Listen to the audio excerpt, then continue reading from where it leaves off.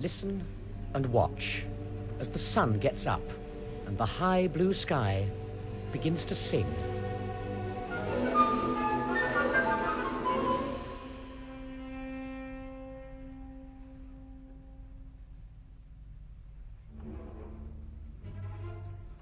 Over the woods and streams, over the fields and hills, dawn in the town knocks on the windows, folds back the roads, and the dragonfly stirs on his lily-leaf bed,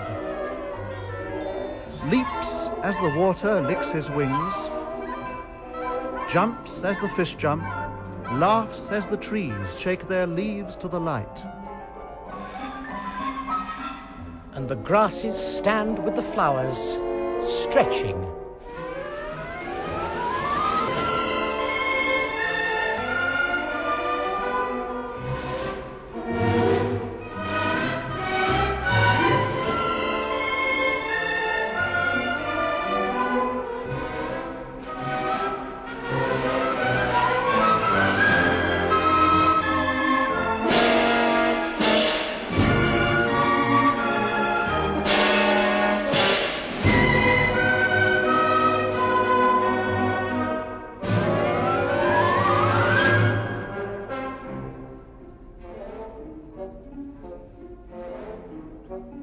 George, in his feather-bed sleep on his side, opens an eye and then the other one, scratches his golden head, brightens his face, leaps out of bed to the window.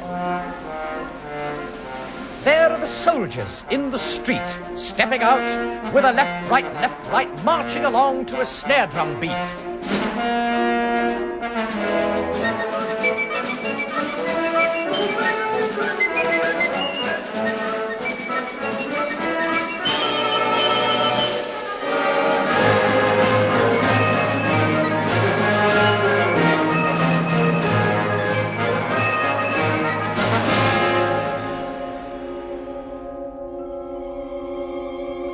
And the dragonfly rattles his see-through wings. Shaking the dew from his feet, he begins winking his jeweled eye, twisting his neck, washing the colors on his long, thin back.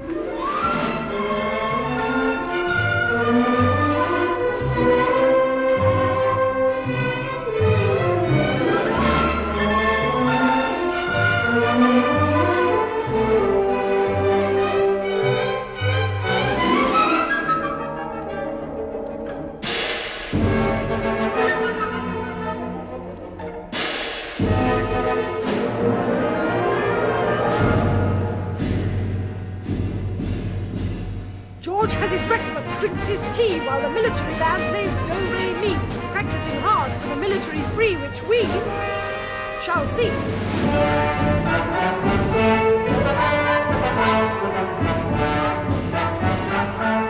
But not just yet, for don't forget The dragonfly dancing his way, intending to waltz all the day, to the sweep of the wind in the trees, and the song of the breeze, and the bees and the birds, and the music of words, and the ringing and singing and shouting about him. The dragonfly prances his way. there's only one thing left to say. He goes on his toes, and he twitches his nose, for his breakfast is not far away. George and his mother and his father and his dog wonder where to go today, wonder what to do. Shall we take the fishing rod? Shall we take the car? Shall we to the seaside or off to the zoo? Into the countryside, walk among the trees, crawl along a riverbank, climb a green hill, run beside the butterflies, chase behind the hares, play beneath the forest leaves, or watch the watermill. The military men were marching up and down, still getting ready for the concert in the town hall.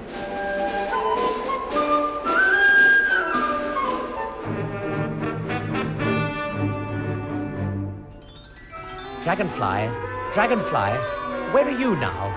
I'm roving and ranging the pond and the stream. Dragonfly, Dragonfly, where will you go? I ride on the wind to the end of my dream. George and his dog, whose name was Chappy, partly because he was always happy, barking and running and fooling about, he always came to a whistle or a shout. Off they went with Mother's basket, a hamper of food, and what a task it was! To carry such a load. Of spoons and plates and forks and knives and chicken and rabbit and ham and tongue with cheese and pickles and cold beef pie and bread and butter and jam and cakes and everything else you need to make A picnic.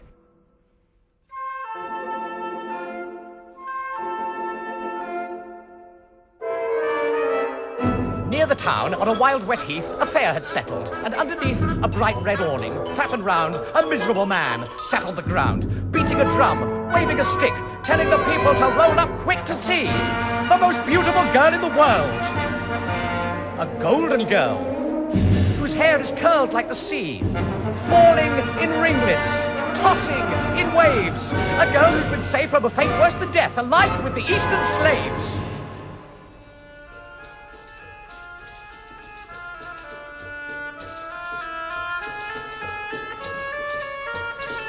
But Mother and George and Chappy and Dad were out in the country, feeling glad to see the sparkling waters run and the darting fishes having fun. They didn't know of the fair at all, or the miserable man as round as a ball. While the dragonfly hovered and wondered and dozed, with the sun on his warm back,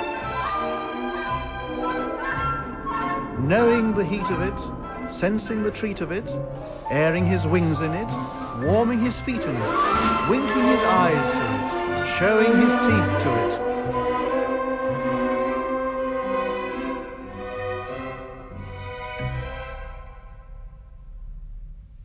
Dragonfly, Dragonfly, where are you now? He hovered, he wondered, he dozed.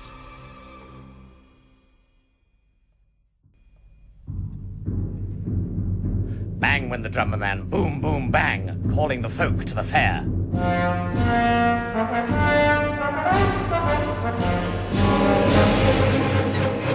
Ruff went the Chappy dog, ruff, ruff, ruff, chasing a leaf in the air. Pa-pa went the trumpeter, pa-pa-pa-pa-pa, giving the pigeons a scare.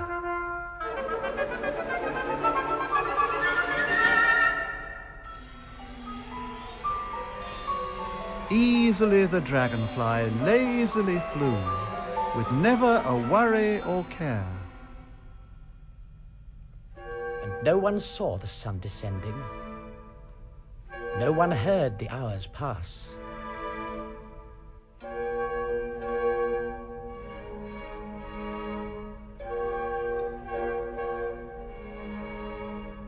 Till Chappy barked, and the family knew. Time to go now, time for tea, time for one and all to get ready for... Me, said the military band, I'm the best band in the land. Me, said the drummer at the fair, I'm the loudest anywhere. Me, hummed the dragonfly, hovering blue against the sky. And me, sang a lady violin, who was just about to begin a tune or two with a friend she knew, and a friend of a friend, and a friend. They played each afternoon amid the chink of spoon and cup and saucer in a tea shop by the Strand.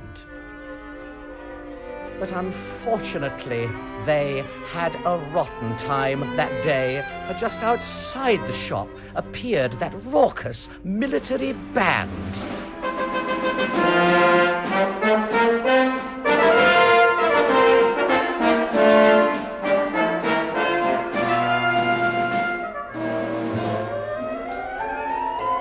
The dragonfly just at that moment decided to wander away from the sparkling stream and hover and weave through the trees near the water where shadows provided a little cool air. His shining bright eyes and his thin pretty back were not half so colourful there in the dark, but the family, who still were discussing their journey, caught sight of his darting and fluttering by. And look at the beautiful butterfly flutter by. Look at its delicate wings in the air. Listen, it hums as it hangs in the shadows and murmurs along underneath the brown leaves. The dragonfly just didn't notice, didn't see that George was watching. On his way he went without the slightest hint of fear. So George and Chappie crept up close, and just as he had paused a moment, pounced and grabbed and held him tight and took him back to Mum and Dad.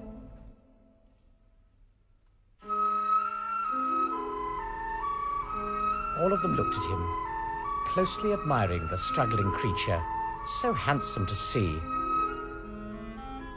Father then popped him inside an old matchbox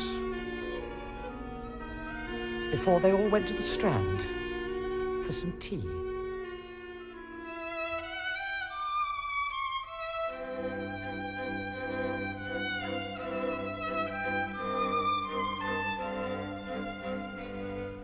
The poor dragonfly shed a tear, heaved a sigh, wondering how he could ever get free. The matchbox was too small for comfort, a most unpleasant place to be.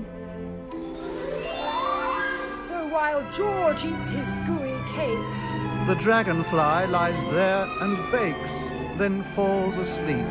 while George drinks up his tea.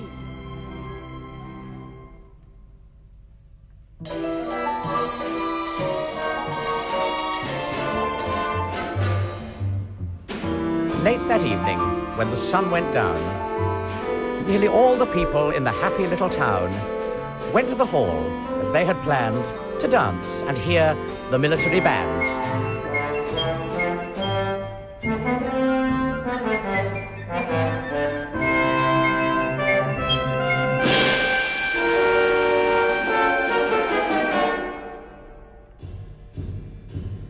The first to come was the man with the drum, who travelled around with the fair.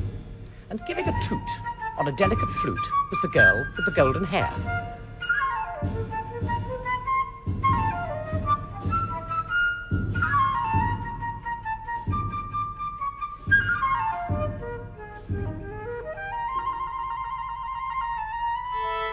Then the stage was quickly set for the ladies of the string quartet.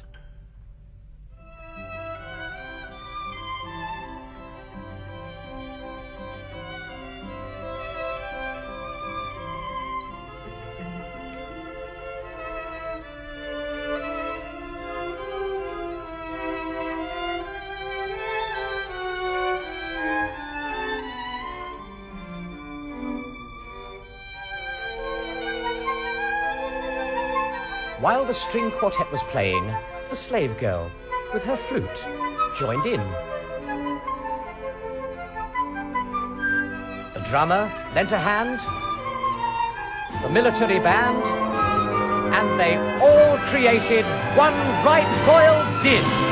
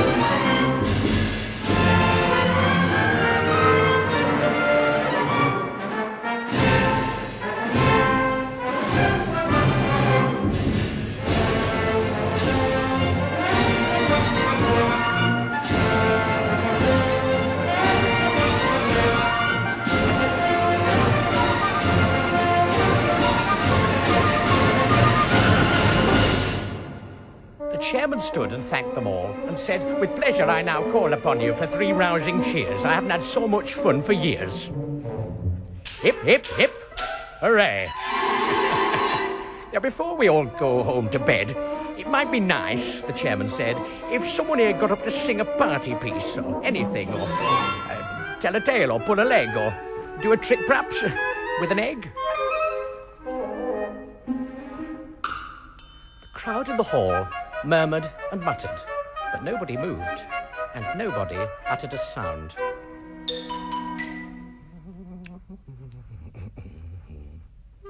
And nobody showed the least intention of doing their party piece.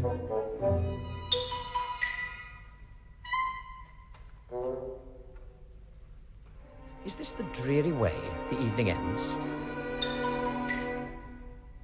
With everyone scared of making a fool of themselves in front of their friends?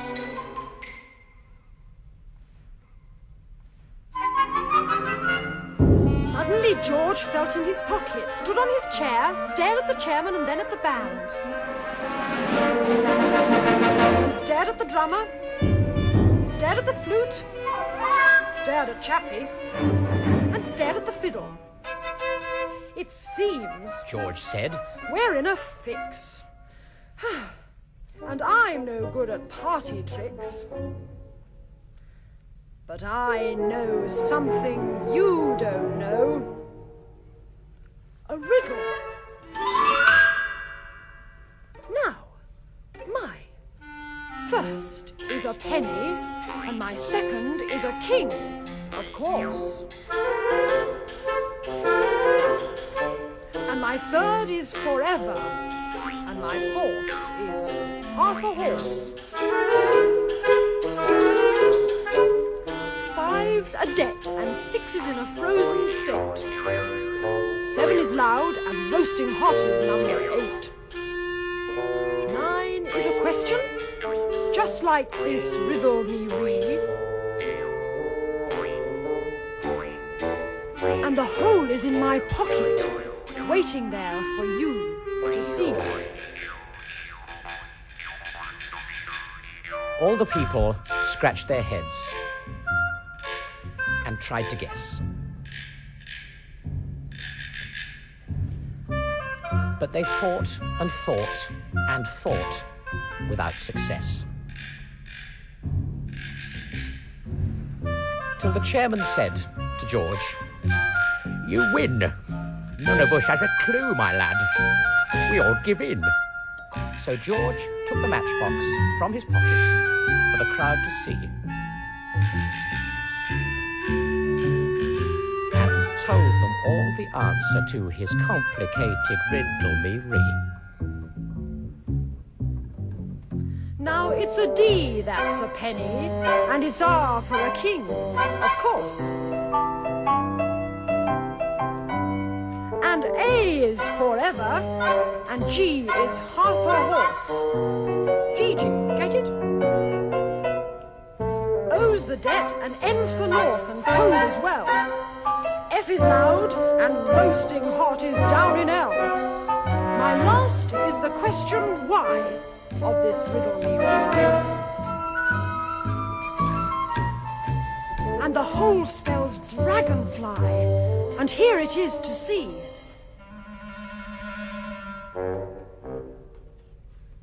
Then he looked for a moment at his clenched up fist, held it out, and turned his wrist, opened his hand for all to see as he let his beautiful prisoner free.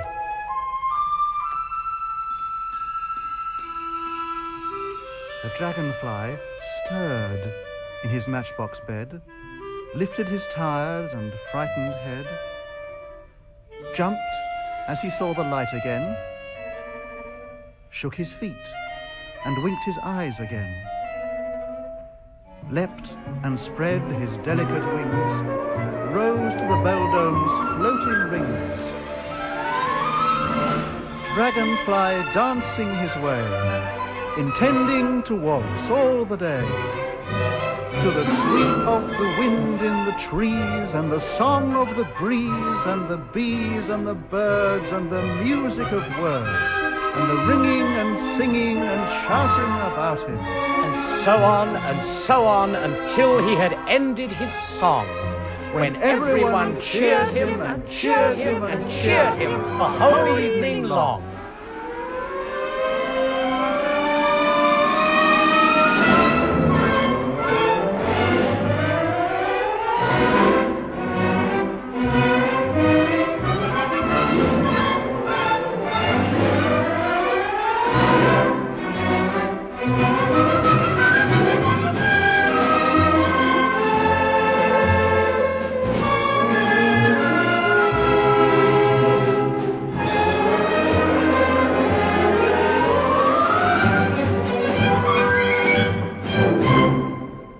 The dragonfly that night flew high among the tallest trees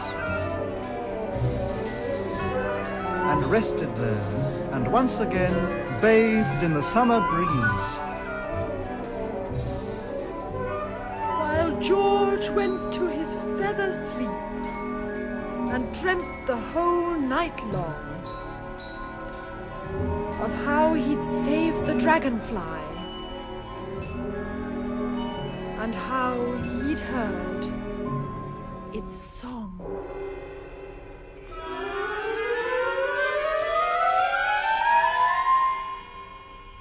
So if you wait till the sun gets up and watch for the high blue sky, and if you walk where the breeze is free and the buttercup meadows lie, you will see.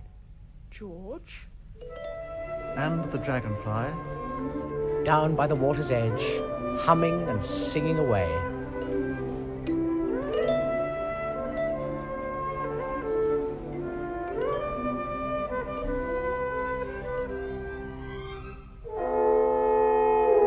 All of the long summer's day.